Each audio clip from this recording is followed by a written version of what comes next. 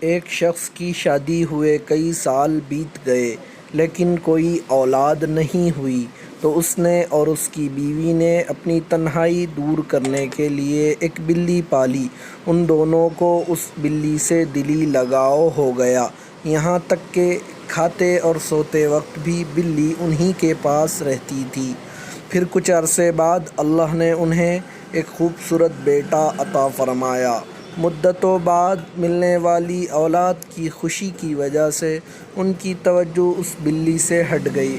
ایک دن کی بات ہے، شام کے وقت دونوں میاں بیوی قریبی پارک میں چہل قدمی کرنے کے لیے گئے ہوئے تھے۔ گھر میں بچہ اکیلا ہی سو رہا تھا۔ پھر جب دونوں میاں بیوی واپس لوٹے تو انہوں نے گھر کے دروازے میں بلی کو بیٹھے ہوئے دیکھا کہ اس کا منہ اور دونوں پنجے خون میں لت پت تھے اور خونی پنجوں کے نشانات بچے کے کمرے کی جانب سے ہی آ رہے تھے۔